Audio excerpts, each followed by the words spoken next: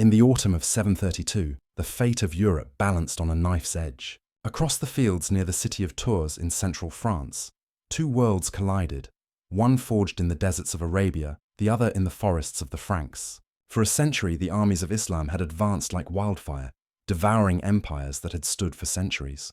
From the Indus River to the Atlantic, they had swept aside kingdoms, burned cities, and left behind only the sound of prayers in Arabic. Now, their banners of green and gold rose again, this time north toward the heart of Christian Europe. Their commander, Abdul Rahman al-Ghafiqi, had never known defeat. His veterans had conquered Spain, crushed the Visigoths, and crossed the Pyrenees with the confidence of destiny. Behind him marched a host that seemed without number. Arab cavalry from Syria, Berber riders from North Africa, and mercenaries from every corner of the caliphate. They were not merely an army, they were the edge of a civilization convinced that God had marked the world for them. Their target was the Valley of the Loire, a region glittering with monasteries so rich in gold and relics that they rivaled the treasuries of kings. The greatest prize of all was the shrine of St. Martin of Tours, where the faithful claimed miracles still occurred.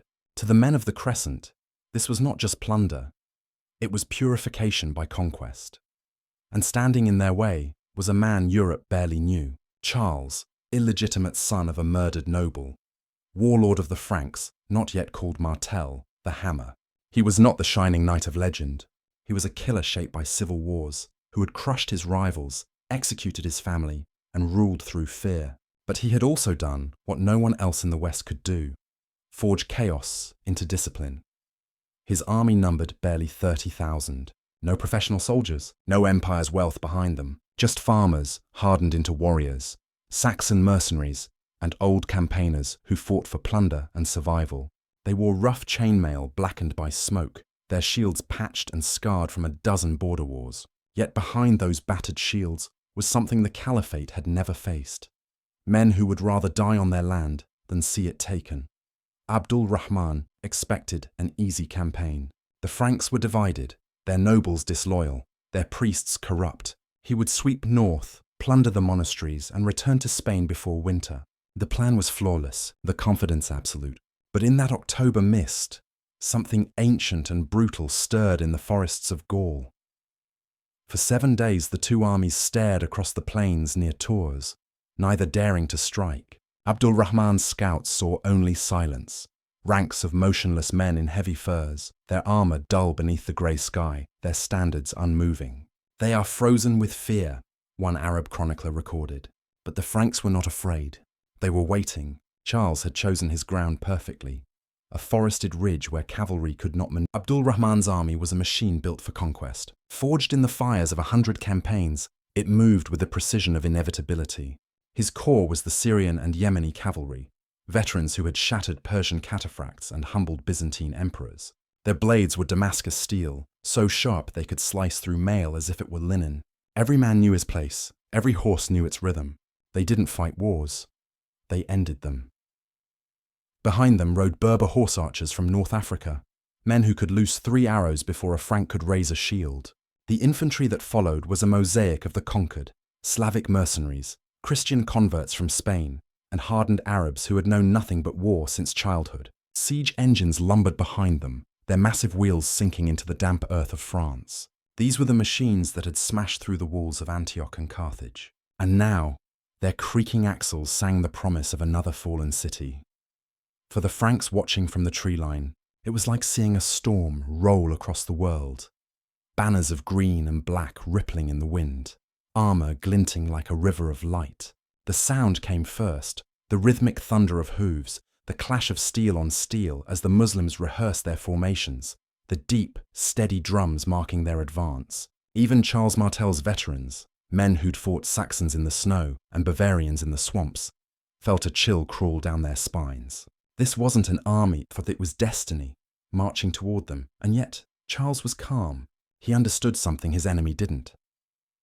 Abdul Rahman's army was powerful because it was fast.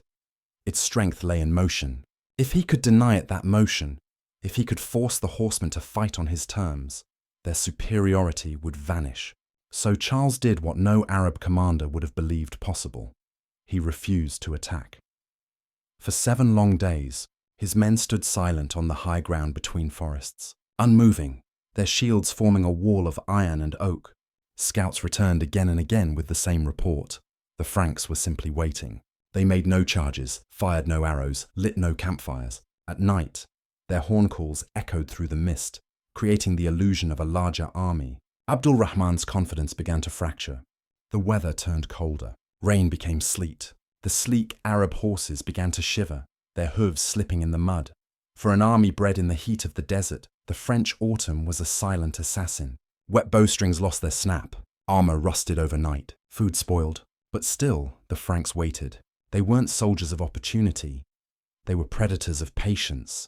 Abdul Rahman sent raiding parties forward to test their resolve. Each one returned broken. The Franks didn't chase, didn't shout.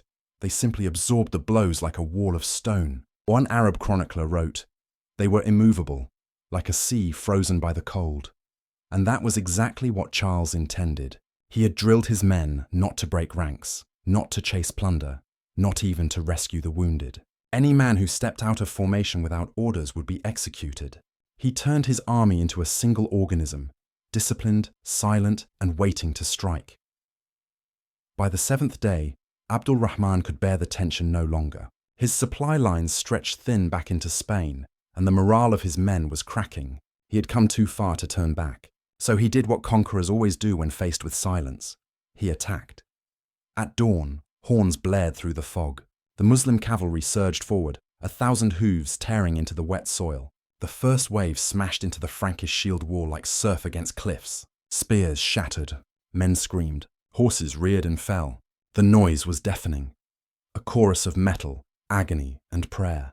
The Franks didn't move. They stood shoulder to shoulder, shields locked, their spears braced against the earth. The first charge broke, then the second, then the third. To the men behind Charles, it felt like standing inside a thunderstorm made of flesh and iron. Abdul Rahman sent in his elite, the Syrian heavy cavalry, curved swords flashing like silver lightning. They crashed into the Frankish centre, cutting and slashing, but the shield wall held. The Franks fought with grim rhythm, their axes rising and falling in time with their commanders' horn blasts. When a man fell, another stepped forward without hesitation. For every Frank that died, 3 Muslims went down beside him. Hours passed. The field became a swamp of blood and mud. The Muslims tried flanking maneuvers, riding through the woods, but Charles had anticipated it. He had hidden detachments of infantry within the trees, and when the horsemen rode in, they were met by ambush, spears stabbing from the dark, maces crushing skulls, axes splitting armor. The forest itself became a trap. Abdul Rahman realized he was losing control. His men were brave, but the terrain and the cold had turned against them. Every charge grew weaker, every retreat grew longer. He could see it in their eyes, that slow, creeping doubt, the kind that spreads through an army like frost. He needed something decisive, a breakthrough, anything to shatter the Frankish wall before night fell. So he gathered his reserves, his personal guard, the finest horsemen in Al-Andalus, and prepared one final charge. The air filled with prayers, the chant of Allahu Akbar rolling across the field like thunder. Charles watched them form, his face unreadable. He didn't pray, he didn't shout. He simply lifted his warhammer and waited. The ground shook. The final charge began, and that was the moment the world held its breath. The world seemed to stop. The thunder of hooves rolled across the valley like an approaching storm. Abdul Rahman's personal guard, the finest cavalry of the caliphate, surged forward, their armor gleaming, their banners snapping in the wind. The earth trembled beneath them. To those watching from the Frankish line, it looked like the sky itself had begun to fall. The charge hit with the force of a landslide. Spears splintered, shields cracked, men vanished beneath the weight of horses. The Frankish line buckled, but it did not break. Charles shouted a single command, and his centre tightened like a fist. The first rank knelt, planting shields in the earth. The second rank braced behind them, their spears angled forward. The impact was catastrophic. Horses impaled themselves and rolled screaming into the mud. Riders were flung into the wall of shields and hacked apart before they could rise. For the first time in his life, Abdul Rahman saw his elite cavalry halt. He spurred his horse forward, sword raised, trying to rally them. But even his own guard was tangled in chaos. The Franks had created a kill zone, turning defense into slaughter. Every fallen horse became an obstacle, every corpse another trap. Arrows from the rear ranks rained down on the mass of men and animals, piercing armor, finding gaps between shields. The screams of men mixed with the whinnying of dying horses until the sound became one continuous roar. Charles watched from his ridge. He had waited for this moment, when the enemy's power became their weakness. He lifted his hammer to the grey sky, and the horn blew 3 short blasts. The line that had stood motionless all morning suddenly moved. Like a gate opening, the Frankish centre surged forward, axes and maces rising in unison. The wall of ice had become an avalanche. The Franks roared as they charged downhill, their war cries shaking the mist. The Muslim cavalry, shocked to see their enemy advancing, tried to regroup, but there was no room. Horses crashed into horses, swords tangled, men were trampled before they could turn. The Frankish infantry hit them like a tidal wave of iron. In the crush of close combat, the advantage of cavalry vanished. The great riders of the Caliphate were trapped in a maze of bodies and broken armor. Charles himself was in the thick of it, swinging his hammer like a weapon of judgment. Every strike crushed steel, bone, and belief. His men fought around him, shouting his name, Martel, the hammer. They worked in pairs, one man hooking a rider down with a billhook, the other finishing him with an axe. The air stank of sweat, iron, and blood. The ground had turned to liquid mud, thick with the bodies of men and beasts. The field was no longer a battlefield, it was a slaughter pit. Hour after hour, the Franks pushed forward, grinding the enemy into the earth. The Muslim lines began to waver.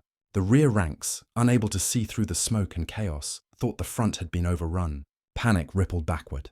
Officers screamed orders no one could hear. The once perfect army of the Caliphate began to fracture under pressure. Then came the moment that broke them. Abdul Rahman himself, proud, fearless, relentless, rode forward to rally his men. He lifted his sword, shouting commands above the noise, when a Frankish spear struck his horse. The animal reared, throwing him to the ground. Before he could rise, the Franks closed in. A dozen blades striking from every side. No one knows who dealt the killing blow. Some say Charles himself. Others claim a nameless peasant avenged his village. But when the emir's banner fell, the battle shifted from struggle to massacre. The cry spread through the Muslim ranks. "The commander is dead! The commander is dead!" Panic turned to terror. Men who had fought from India to the Atlantic broke and ran. The discipline that had carried them through 100 victories evaporated in an instant, and the Franks, exhausted but unbroken, began their grim pursuit. Charles gave the order to hold formation. No reckless chasing, no scattering. He knew panic was as deadly to the victor as the defeated. His men stood where they were, panting in the cold air, watching the enemy flee into the fog. The field before them was unrecognizable, a churned wasteland of corpses and shattered weapons. The once proud banners of the Caliphate lay trampled in the mud. Night fell, and silence settled over the valley. The Franks waited for a counterattack that never came. The Muslims, shattered and leaderless, had retreated to their camp. A sea of flickering torches scattered across the plain. Charles ordered his men to rest, weapons in hand. None slept. The wind carried the smell of smoke and death, and the groans of the dying echoed through the darkness. Somewhere out there, men were praying to the same God under different names, each convinced they had seen the end of the world. At dawn, Charles sent scouts forward, expecting another battle. What they found instead was emptiness. The Muslim camp, abandoned. Tents, wagons, gold, even food, all left behind in the night. The great army of Islam had vanished like mist at sunrise. For hours, Charles refused to believe it. He thought it must be a trap. But as more riders returned with the same report, the truth became clear. The invincible army of the Caliphate was gone. They had fled back towards Spain in full retreat. When the Franks finally entered the camp, they found treasures beyond imagination. Silver from Byzantium, gold chalices from French monasteries, jeweled swords from Persia. But what mattered more than gold was what they didn't find. No banners, no order, no command. The greatest army on earth had been broken not by numbers or weapons, but by resolve. Charles looked over the abandoned camp and said only one thing. This is what happens when the faithful stand their ground. When the sun rose over the valley of Tours, the fog revealed a vision of hell. Thousands of bodies carpeted the earth, steam rising from the corpses in the cold morning air. Horses lay crushed beneath shattered armor, their riders frozen mid-crawl. Broken spears jutted from the mud like a forest of splinters. The sound of crows replaced the sound of war. The Franks stood in stunned silence. They had survived. Their shields were dented, their weapons slick with blood, but their line had held. No one cheered. There was no triumph, only exhaustion and disbelief. They had fought the greatest army in the world, and won. Charles Martel rode among them, his armor streaked with mud, his hammer stained dark. He stopped before the banner of the fallen emir, torn and trampled in the dirt. No crown, no ceremony, just a battered warlord on a horse too tired to lift its head. And yet, at that moment, he was the most powerful man in Europe. The victory did not feel real until his scouts returned. "The enemy is gone," they said. Gone. Not retreating in formation, not regrouping. Simply gone. The camp that had housed the might of the caliphate was now a graveyard of supplies, gold, and wounded men left behind to die. Abdul Rahman's army, that had crossed half a continent without defeat, had vanished into the south like a shadow. For hours, Charles suspected a trick. He sent riders cautiously after them, expecting an ambush in the forest roads. But every path they followed told the same story: panic, flight, collapse, abandoned weapons, burnt wagons, blood on the leaves. The mighty crescent had shattered. When the truth was undeniable, Charles gave a single order: pursue them. Show no mercy. The chase lasted for 7 days. Through villages and valleys, across rivers and woods, the Franks hunted the broken remnants of the Muslim army. There were no prisoners, no negotiations. The same men who had invaded their lands now fled through them like hunted animals. Local peasants, emboldened by the victory, joined the pursuit. Farmers dragged wounded Moors from hiding places and killed them with scythes and pitchforks. Monks who had once prayed for deliverance now wielded axes in God's name. The roads to Spain became corridors of death. Chroniclers later exaggerated the numbers, claiming hundreds of thousands slain. But the truth, though smaller, was no less devastating. Tens of thousands perished. Entire units disappeared in the forests, their banners never seen again. The spoils of the Muslim camp were unlike anything the Franks had ever seen. Gold chalices, jeweled manuscripts, silks from Damascus, spices from Arabia, all piled in heaps beside the captured siege engines. Charles distributed the treasure with ruthless precision: 1/3 to the soldiers, 1/3 to the church, and 1/3 to fund his next army. The church, which had once feared him as a brutal usurper, now called him the defender of Christendom. Monks who had cursed his name now knelt to kiss his hands. In Rome, the Pope ordered prayers of thanksgiving. Across Europe, from England to Italy, word spread that the hammer of the Franks had broken the crescent. For centuries, legends would claim that angels fought beside Charles at Tours, that divine light had blinded the Muslims, that the Virgin herself had appeared above the battlefield. The truth was far simpler and more terrifying. The Franks had won because they refused to move. Charles had created something Europe had not seen since Rome: a professional army bound not by loyalty to nobles or bloodlines, but to victory itself. His men had fought as one body, not a mob of feudal warriors, but a wall of iron. In that cold October rain, he had proven that discipline could defeat faith, and endurance could outlast zeal. The aftermath changed everything. The Muslim retreat from Tours marked the end of Islamic expansion into Western Europe. The great tide that had swept across continents finally broke upon the stones of Gaul. For the first time in a century, the advance of the caliphate had been stopped, not by geography, not by diplomacy, but by defiance. Abdul Rahman's death shattered the unity of Muslim Spain. Berber tribes revolted. Governors fought each other for control. The dream of an Islamic Europe dissolved into legend. Meanwhile, Charles's star rose higher than ever. He did not take a crown. He didn't need one. Power bent to him naturally. He ruled Francia not as a king, but as a hammer rules an anvil. The church showered him with gifts. Nobles who had opposed him begged for his protection, and in his quiet moments, Charles began to reshape the very structure of war. He took the gold captured from the Muslims and used it to create the foundation of a new order. Lands were granted to warriors in exchange for military service, a system that would evolve into feudalism. Horses were bred, armor improved, and for the first time, heavy cavalry, the knights of legend, began to take shape. The tactics of Tours became the DNA of European warfare. The shield wall became the model for pike squares. The Frankish axe evolved into the medieval sword. Every knight that would ride in the coming centuries carried in his steel the memory of Tours. But Charles was no saint. He ruled with the same cold ruthlessness that had won him the battle. Rivals disappeared, rebellious lords were crushed, and though the church called him God's chosen, Charles himself rarely spoke of divine favour. To him, victory was not given. It was earned, one swing at a time. Years later, when asked how he had stopped the armies of Islam, Charles reportedly said, "I did not stop them. The ground did. I merely stood where they would break." The simplicity of that answer hid the enormity of what had been done. Because of Tours, Europe would remain Christian. Because of Tours, the Carolingian dynasty would rise. And because of Tours, a bastard warlord would become the founder of medieval Europe. The smoke from Tours drifted south with the wind, carrying the smell of death into legend. For the survivors of Abdul Rahman's army, the retreat through Gaul was not a march. It was a collapse. Hungry, leaderless, and hunted by Frankish cavalry, they stumbled toward the Pyrenees. The once invincible host that had crossed mountains and rivers now crossed its own shadow. Few made it back to Spain. The roads were lined with their dead.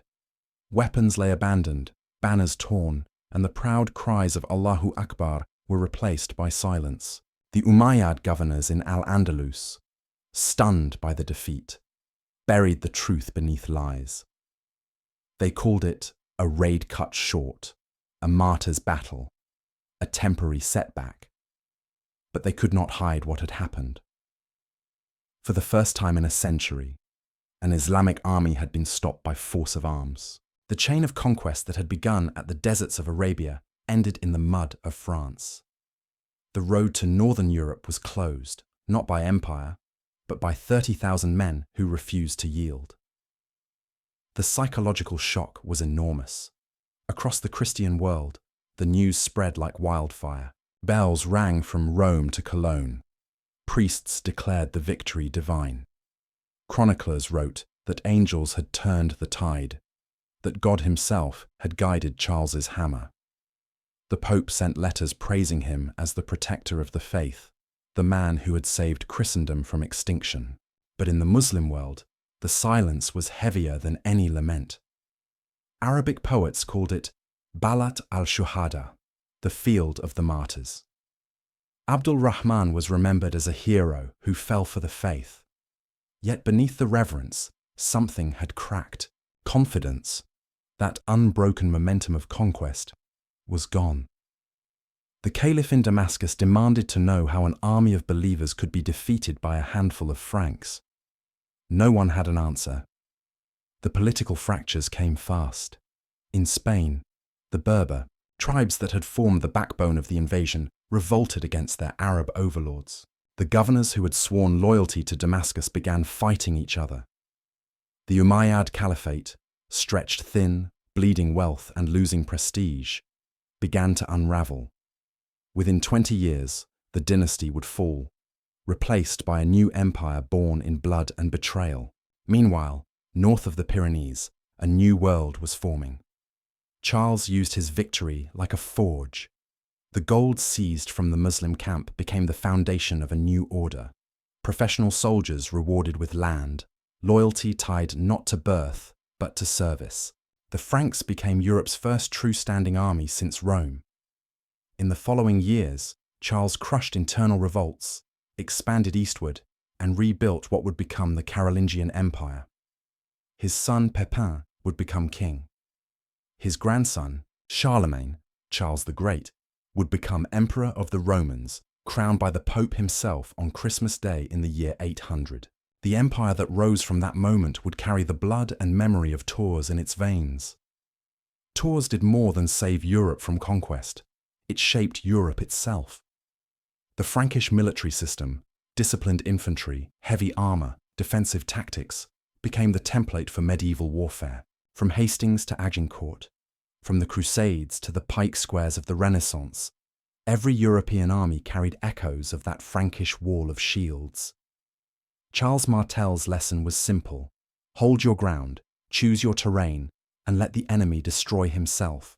That principle, defense over glory, endurance over speed, became the foundation of Western strategy for 1,000 years. But beyond the tactics, Tours became something greater, a myth. It was retold not as a battle, but as a moment of destiny. The day Europe defined itself against the world beyond. When Ottoman armies besieged Vienna 8 centuries later, preachers invoked Tours. When Crusaders marched to Jerusalem, they called themselves the heirs of Charles the Hammer. Even empires that claimed no faith, Napoleon's France, Churchill's Britain, would later cite Tours as proof that Europe stood unbroken against the tide. The irony is that Charles himself never saw it that way. He did not fight for civilization or ideology.